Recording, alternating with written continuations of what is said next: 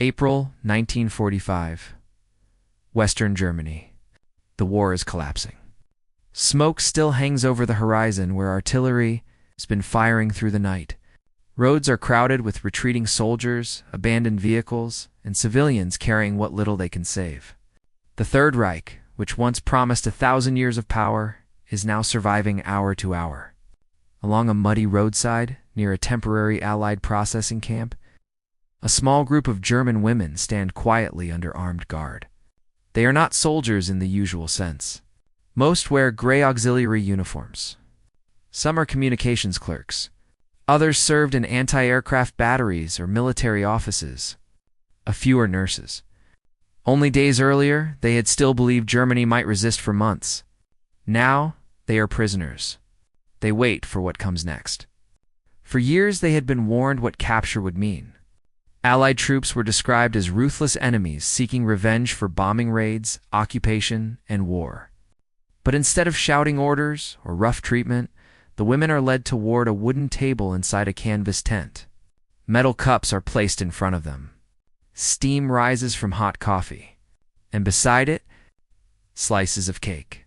The women stare at the plates in stunned silence, because nothing about this moment matches the war they were told to expect.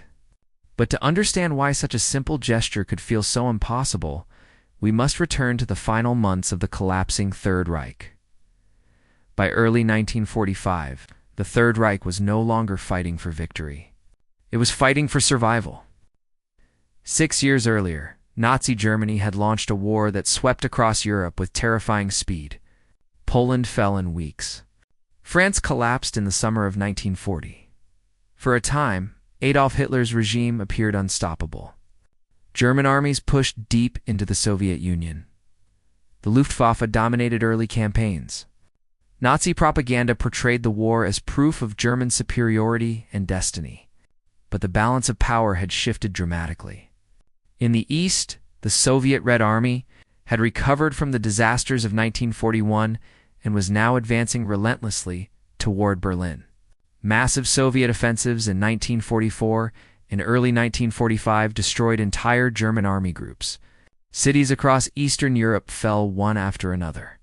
From the West, American, British, Canadian forces pushed through. France and Belgium after the Normandy landings in June 1944. By autumn, they stood at Germany's borders. In December 1944, Hitler attempted one final counteroffensive in the Ardennes. The Battle of the Bulge Butt. By January 1945, the attack had failed. Germany was now trapped between two immense armies. Air power added another devastating dimension. Allied bombers struck German cities day and night. Industrial centers burned. Transportation networks collapsed. Railways were shattered. Fuel shortages crippled military movement.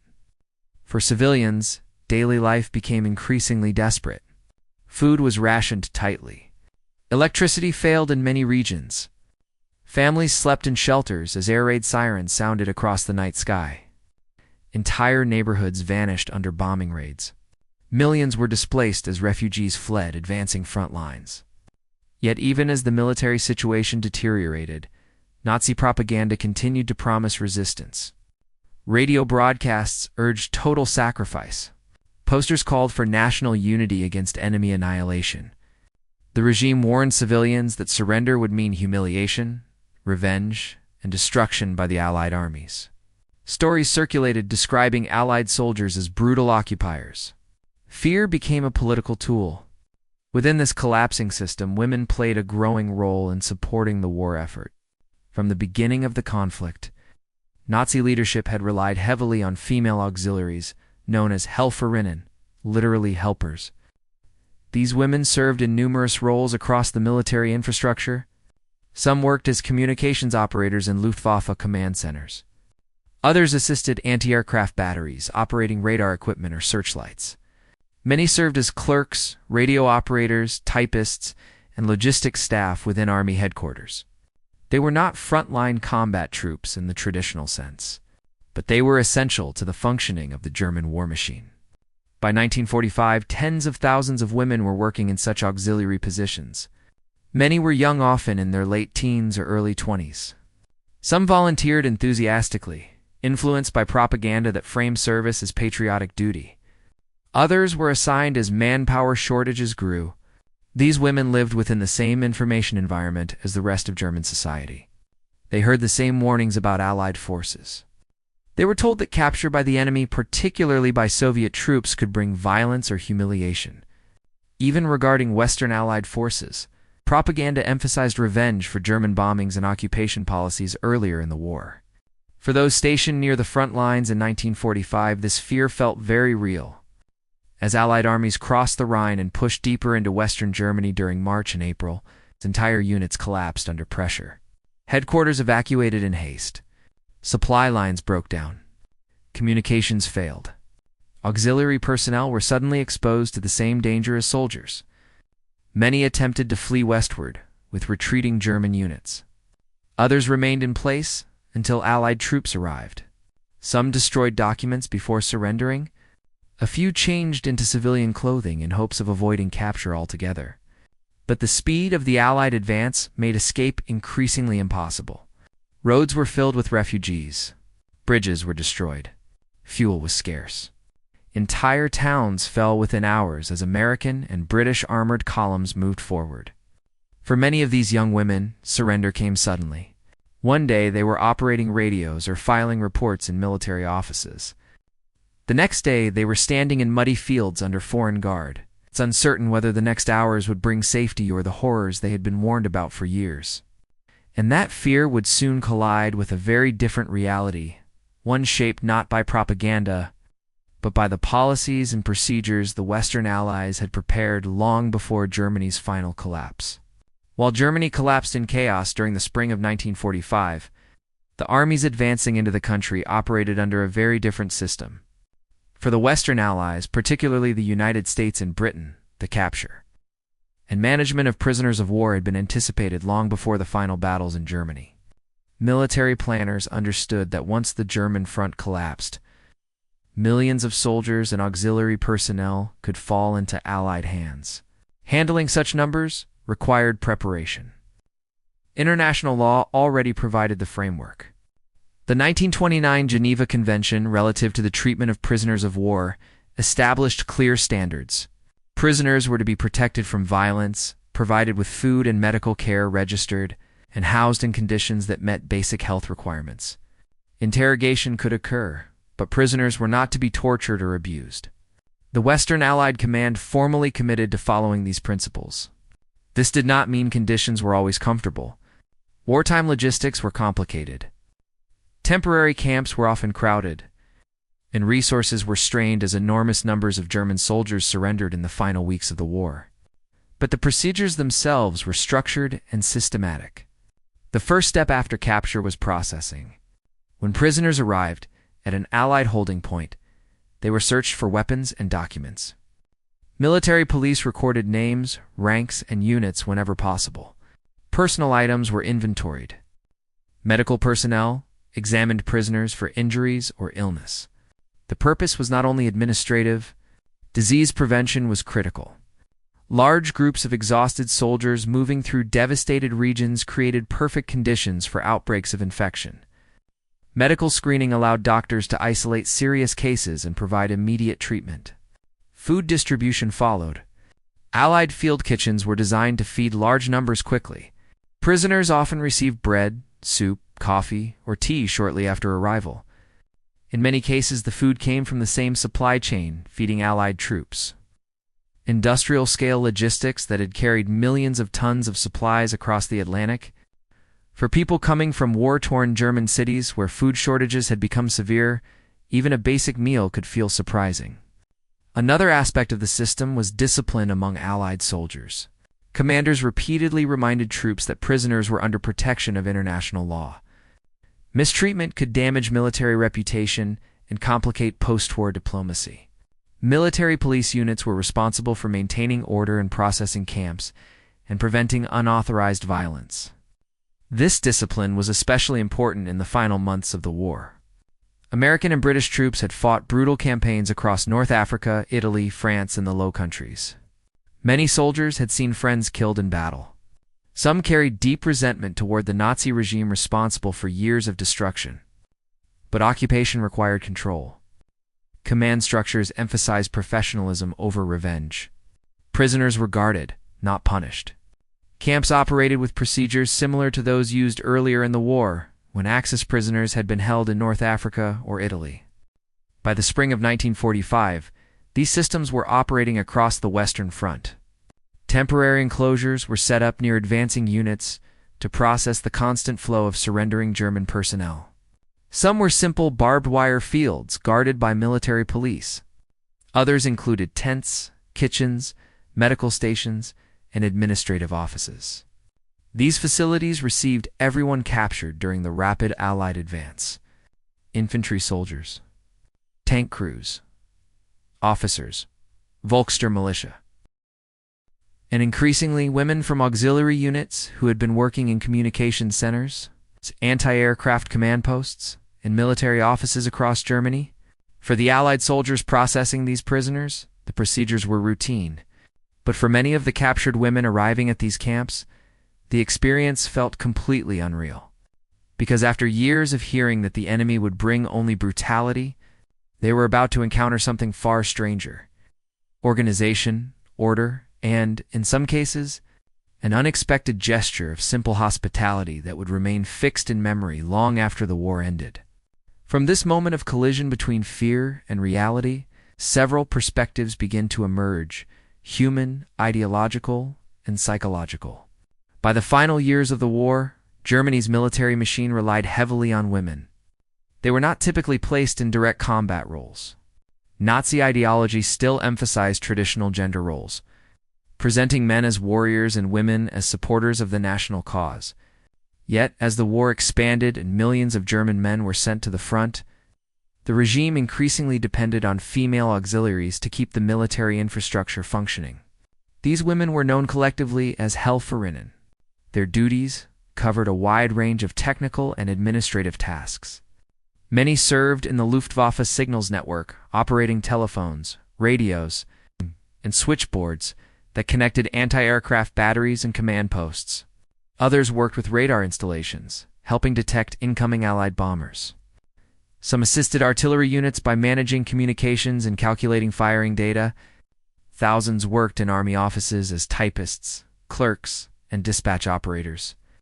Others served in military hospitals as nurses or medical assistants. A smaller number were attached to anti-aircraft units as Flakhelferin, helping manage the complex equipment used to track and engage Allied aircraft. In many cases, these women were young. Some were barely out of school when they entered service. Wartime propaganda portrayed their roles as patriotic contributions to national survival. Posters and radio programs celebrated them as disciplined and loyal supporters of Germany's soldiers.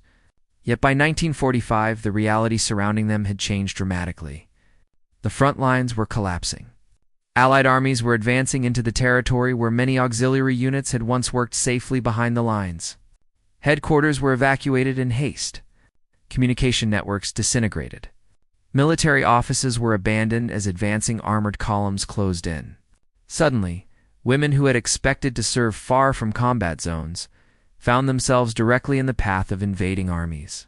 Many had never imagined this possibility.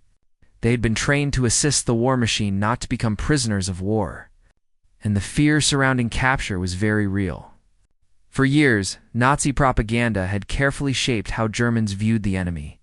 The message was simple and relentless: surrender meant disaster. Radio broadcasts described Allied forces as ruthless occupiers seeking revenge for German actions during the war. Newspapers repeated stories of alleged atrocities. Posters warned civilians that foreign armies would destroy German culture, humiliate women, and enslave the population. Such narratives intensified as the war turned against Germany. By 1944 and early 1945, propaganda frequently emphasized the danger of capture. Civilians were urged to resist invasion at all costs. The regime called for total war, encouraging the entire population to participate in defense. The fear was especially strong regarding the Soviet Red Army advancing from the east. Reports, some accurate, others exaggerated, described widespread violence against civilians in territories captured by Soviet forces. But even regarding the Western Allies, propaganda emphasized humiliation and revenge. For young women serving in auxiliary units, these warnings carried deep psychological weight. They had grown up under the Nazi system. Schools, youth organizations, and media had reinforced loyalty to the state and suspicion of foreign powers. Many had never traveled beyond Germany. Their understanding of the outside world came largely from wartime messaging. So when the front collapsed in the spring of 1945 and American or British troops suddenly appeared in their towns, the shock was overwhelming. These women did not expect fair treatment. They expected punishment. Some attempted to escape alongside retreating German soldiers. Others destroyed documents and waited anxiously for capture. A few tried to blend into civilian crowds, hoping to avoid identification as military personnel. But in many places, there was simply no time to flee. Armored columns moved quickly. Towns surrendered within hours. Entire groups of auxiliaries were gathered together and escorted to temporary prisoner processing points. And it was there inside these camps that the beliefs they had carried for years began to encounter something unexpected, something small, something ordinary, and something powerful enough to begin dismantling the psychological world they had known. For the Allied soldiers guarding these prisoners, the situation was not unusual. By the spring of 1945, American and British armies were processing enormous numbers of captured German personnel. Entire units were surrendering without prolonged resistance. In some regions, thousands of prisoners arrived in a single day. Handling them required strict organization.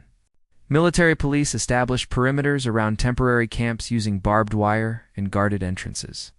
Processing tables were arranged where prisoners could be searched, registered, and directed to holding areas. Officers oversaw the procedures to ensure order and compliance with military regulations. Discipline was emphasized repeatedly.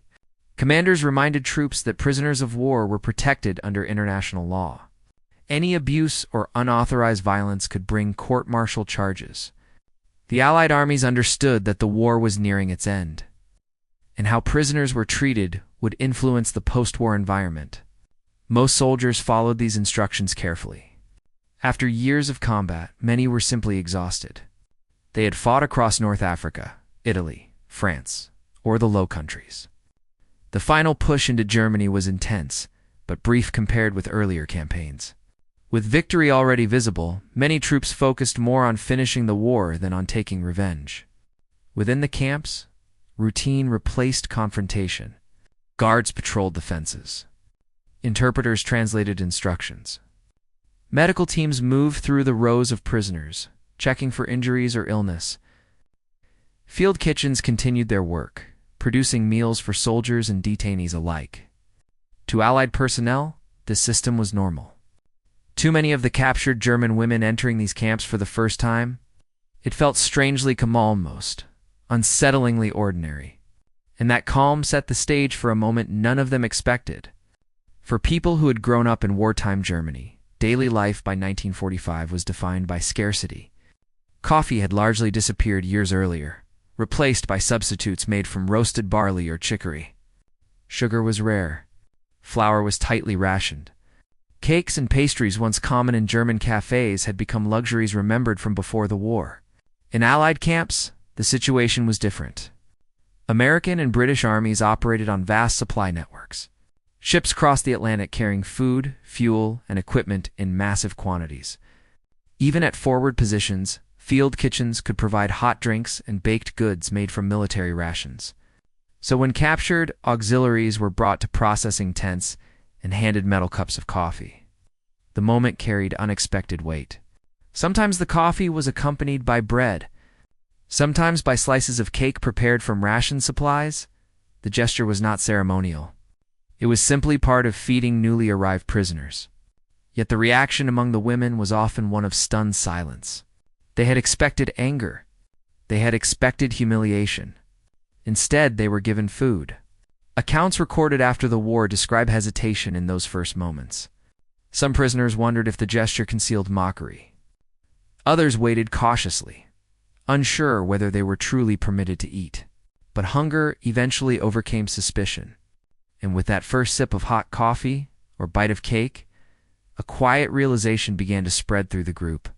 The enemy they had feared for years did not behave as they had been told. The collapse of Nazi Germany was not only military, it was psychological. For many Germans, the ideology of the regime had shaped their understanding of the world since childhood.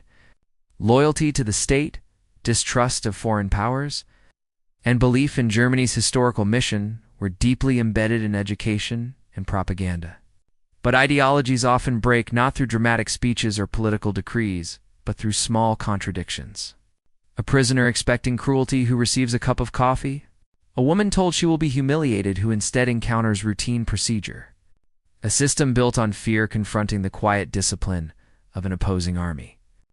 These moments did not instantly erase years of belief, but they introduced doubt, and doubt is powerful. Inside those temporary camps in the spring of 1945, as Allied armies closed in on Berlin and the Nazi regime disintegrated, thousands of captured Germans experienced the first cracks in the narrative that had defined their world. The war was ending. The Reich that promised eternity was collapsing. And in places as ordinary as a field kitchen or a registration table, the emotional reality of that collapse was beginning to unfold. Because beyond the barbed wire and guard towers, events were moving rapidly toward the decisive final chapter of the war in Europe. March 1945. The final barrier protecting Western Germany is the Rhine River.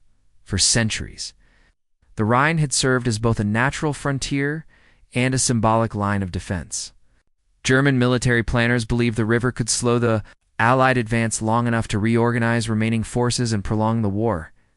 But events unfolded far more quickly. On March 7, 1945, American troops of the 9th Armored Division reached the town of Remagen and discovered the Ludendorff Bridge still standing across the Rhine. German engineers had attempted to destroy it, but the demolition failed. Within hours, American infantry rushed across the bridge under heavy fire, establishing the first Allied foothold on the eastern bank of the Rhine. The crossing shocked the German high command. Within days, thousands of American troops and vehicles poured across the river before the damaged bridge. It finally collapsed on March 17th. Meanwhile, additional crossings were launched further north and south by British, Canadian, and American forces. The western defensive line had broken. German resistance began to unravel rapidly. Armored columns pushed eastward through the heart of the country. Cities such as Cologne, Bonn, and Düsseldorf fell in quick succession. Roads were filled with retreating soldiers, refugees, and abandoned equipment. Fuel shortages immobilized many German vehicles. Communications networks collapsed under constant bombardment. In some sectors, entire German formations surrendered without prolonged combat. The scale of the collapse was staggering. By April 1945, hundreds of thousands of German soldiers had been captured by Allied forces in the West alone. The largest of these encirclements occurred in the Ruhr Pocket, where over 300,000 German troops were trapped and forced to surrender to American armies. Among the prisoners were not only frontline soldiers, there were also thousands of auxiliary personnel who had been stationed in headquarters, their defense units, and logistics offices across the region. Many of these were the young women who had served as communications clerks, radar operators, and administrative assistants. Their war ended not in battle but in confusion. Orders stopped arriving. Officers disappeared. Radio networks went silent. Some units attempted to withdraw eastward, hoping to avoid Soviet capture by surrendering to American or British forces instead. Others simply disbanded as Allied tanks appeared on the outskirts of towns. For many female auxiliaries, the moment of capture came suddenly. American troops would enter a town after brief fighting. Buildings once used as command posts or communication centers were searched. Personnel inside were gathered together and escorted outside under guard. There was rarely time for preparation. Documents were left unfinished on desks. Radios remained tuned to silent frequencies. Personal belongings were abandoned in haste. Within hours, the captured women were moved along roads crowded with prisoners and refugees, toward temporary holding areas established by advancing Allied units. There, the procedures of the prisoner processing system began. Names were recorded. Weapons, if any, were carried, were confiscated. Groups were separated and directed into fenced enclosures or tents. For the Allied soldiers conducting these tasks, the process had become routine.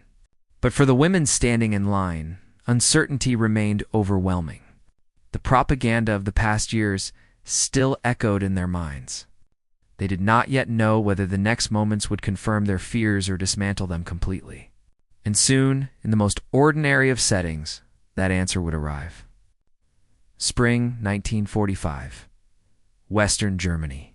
The fighting had moved east, leaving behind towns newly occupied by Allied forces.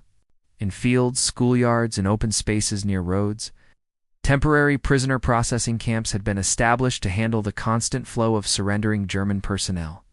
Barbed wire marked the perimeters. Military police stood watch at entry points. Trucks arrived throughout the day carrying prisoners collected from nearby towns and former military installations. Inside the camps, the routine unfolded with practiced efficiency. New arrivals were escorted toward registration tables. Their names and ranks were recorded when possible. Personal belongings were searched and catalogued. Medical personnel moved through the lines, checking for wounds or signs of illness. For many prisoners, the experience felt strangely quiet. After months of artillery, air raids, and collapsing front lines, the camp environment carried an unexpected stillness. Orders were given calmly. Guards directed prisoners with short instructions. The process resembled administration more than punishment. Among the groups waiting to be processed were German women from auxiliary units. Some still wore their gray Helferinnen uniforms. Others had hastily changed into civilian clothing before capture. Many stood together in small clusters, speaking quietly among themselves, unsure of what would happen next. They had been told to expect brutality. Instead, they were told to wait. At one processing point, near a field kitchen operated by Allied troops, a table had been set up for newly arrived prisoners. The purpose was practical. Many of the detainees had traveled for hours without food or water. Metal cups were placed along the edge of the table. From a large container, soldiers poured hot coffee. Nearby trays held simple slices of cake prepared from ration ingredients: flour, sugar, and powdered eggs, transported through Allied supply lines that now stretched across Western Europe. The gesture was routine for the camp staff, but for the prisoners, it felt unreal. Several women reportedly stared at the cups without touching them. Years of propaganda had warned that surrender meant humiliation and revenge. Some wondered if the offer was meant to mock them. Others hesitated because coffee itself had become rare in Germany during the final years of the war. Eventually, hunger and exhaustion overcame doubt. One woman lifted the cup. Another followed. Soon the small group sat quietly at the table, drinking hot coffee and eating cake while Allied soldiers continued their duties around them. No insults. No violence. Just routine. In later recollections recorded after the war, several German women described this moment as strangely emotionally because of the food itself, but because it contradicted everything they had been taught about the enemy. The realization spread slowly. The war they had imagined at the moment of capture did not exist here. The Allied soldiers were not celebrating their humiliation. They were processing prisoners. The simplicity of the situation made the experience even more powerful. For years, the Nazi regime had framed the conflict as an existential struggle between civilizations. But inside that temporary camp, the end of the war revealed something far more ordinary. Administration, logistics, and human beings following procedure. It was a quiet moment. Yet for many of those present, it marked the first instant when the psychological world of the Third Reich truly began to disappear. Because once fear collapses, the aftermath of war begins in a very different way. By May 1945, Nazi Germany had surrendered. Adolf Hitler was dead. Berlin had fallen to the Soviet Red Army. The Third Reich that had dominated Europe for years existed no longer. Across the continent, millions of German soldiers and auxiliary personnel now found themselves prisoners of war under Allied control. For the women captured in Western Germany, the days following their first processing in temporary camps marked the beginning of a new and uncertain phase of life. After initial registration, prisoners were gradually transferred to more organized detention facilities. Some camps had been established earlier in the war to hold Axis prisoners captured in North Africa or Italy. Others were improvised in the final months of the conflict as enormous numbers of German troops surrendered. Barbed wire enclosures, guard towers, and rows of tents became common sights across Allied-controlled regions of Germany and neighboring countries. The conditions varied. Early in the surrender period, many temporary camps were overcrowded simply because the number of prisoners exceeded available infrastructure. In some areas, prisoners slept in open fields until tents or barracks could be constructed. Food was basic, but regular bread, soup, and coffee were typical components of daily rations. For female prisoners, arrangements were often separated from male camps whenever possible. The Western Allies generally attempted to house women in smaller, more controlled facilities or segregated sections of larger camps. Guards included both male soldiers and, in some cases, female personnel responsible for supervision and administration. Medical examinations were routine. Doctors checked prisoners for injuries, malnutrition, and infectious diseases.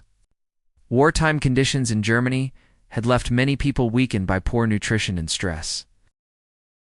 Treating illness quickly was necessary not only for humanitarian reasons, but also to prevent outbreaks that could spread through crowded camps. Daily life soon developed a predictable rhythm. Morning roll calls confirmed the number of prisoners. Meals were distributed through field kitchens. Camp administrators organized sanitation duties to maintain hygiene in living areas. Some prisoners were assigned light labor kitchen work, cleaning, or administrative tasks inside the camp. These routines, though restrictive, were often calmer than the chaotic final months of war many prisoners had just experienced. For many of the captured women, the psychological adjustment was significant. The collapse of Nazi Germany forced them to reconsider their place in a world that had changed almost overnight. The uniforms they once wore proudly were now symbols of a defeated regime. The authority structures that had governed their lives had vanished, and yet daily survival continued. Letters from families occasionally reached the camps through Red Cross channels. News slowly filtered in about conditions in German cities, the occupation policies being implemented by Allied authorities, and the beginning of political changes within the country. Some prisoners worried about relatives in bombed cities. Others wondered when they would be released. The Allied powers faced the enormous task of managing millions of prisoners across Europe. Processing, housing, and eventually repatriating such numbers required time and coordination. Many prisoners would remain in camps for months or even years before returning home. Yet even within the confines of detention, the contrast between wartime expectations and post-war reality remained striking. For those women who had once sat in disbelief over cups of coffee and slices of cake, the memory of that first encounter with the enemy continued to shape their understanding of what the war's end truly meant, and beyond the camps themselves. Germany was undergoing transformations that would redefine its future in ways few prisoners could yet fully imagine. As the months passed after Germany's surrender in May 1945, the vast system of prisoner camps across Allied-controlled Europe slowly began to empty. Repatriation was gradual. The Allied powers faced an enormous administrative challenge. Millions of German soldiers and auxiliary personnel had surrendered during the final weeks of the war. Transport networks were damaged. Cities were destroyed. Civilian populations were struggling with food shortages and displacement. Returning prisoners home required careful coordination. For many female auxiliaries captured by American or British forces, release came relatively quickly compared with male combat troops. Because they were not considered frontline soldiers and often held technical or administrative roles, many were repatriated within months of the war's end once their identities had been confirmed. When they returned to Germany, they found a country transformed. Cities lay in ruins. Entire neighborhoods had vanished under bombing campaigns. Infrastructure was crippled. Railways operated only partially. Food shortages remained severe during the first post-war winters, but political change was already underway. Germany had been divided into occupation zones administered by the United States, Britain, France, and the Soviet Union, Military governments oversaw local administration while dismantling the structures of the Nazi state. Political parties were reorganized. Former Nazi officials were removed from many public positions. New educational policies began to reshape the school system. For many returning prisoners, these changes felt disorienting. The world they had known before capture no longer existed. Young women who had once served as communications operators or clerks in military headquarters now faced a society struggling to rebuild from destruction. Jobs were scarce. Housing was limited. Families had been separated by war and displacement. Yet memories of captivity sometimes carried unexpected influence. In later interviews and memoirs recorded during the decades after the war, several former auxiliaries described their early encounters with Allied soldiers as moments that challenged the beliefs they had grown up with. The memory of being treated according to procedure, rather than revenge, of being given food or medical care, despite years of propaganda. Describing the enemy as cruel remained vivid. For some, it marked the first time they began to question the narratives of the regime they had served. This does not mean those experiences erased the trauma of war. German civilians had endured immense suffering during the final years of the conflict bombing raids, displacement, hunger, and the collapse of their state. Many people struggled for years to rebuild their lives in a divided country. But the interactions between prisoners and their captors in 1945 revealed something important about how wars truly end. Military victories decide territory. Political agreements redraw borders. Yet the psychological end of conflict often occurs in quieter moments inside camps, across tables, through gestures that contradict years of fear and propaganda. The women who once stared in disbelief at cups of coffee and slices of cake were experiencing more than simple hospitality. They were witnessing the first small signs of a world that would have to rebuild itself after the collapse of one of the most destructive regimes in modern history. And understanding what those moments meant requires stepping back to reflect on how war reshapes human perception itself. Wars are often remembered through battles, through maps covered with arrows, through the names of offensives and the dates of victories. Histories record the fall of cities, the surrender of armies, and the signatures placed beneath peace treaties. But the true end of a war is not always marked by those moments alone. Sometimes it appears in quieter places. In the spring of 1945, as Nazi Germany collapsed under the weight of defeat, millions of people confronted the sudden disappearance of the world they had known. Soldiers laid down their weapons. Civilians emerged from bomb shelters. Prisoners stepped into camps guarded by armies they had been taught to fear. For some German women who had served the war machine as auxiliaries, the end of the conflict arrived not on a battlefield but at a simple wooden table. A metal cup of coffee, a slice of cake, a gesture so ordinary that it might have seemed insignificant. Yet to those who had grown up inside a system built on fear and propaganda, that small moment carried extraordinary meaning. It revealed that the enemy they had imagined was not the enemy standing before them. History rarely changes through dramatic revelations. More often, it shifts through quiet contradictions moments when reality refuses to match the stories people have been told. The collapse of the Third Reich was one of the most decisive events of the 20th century. Armies fought across continents to bring it to an end. Cities were destroyed. Millions of lives were lost. But for some who lived through those final days, the psychological end of the war came in a different way. Not through gunfire. Not through surrender documents. But through the realization that the world after war would be shaped not only by victory and defeat, but by the simple, human choices made in the moments that followed.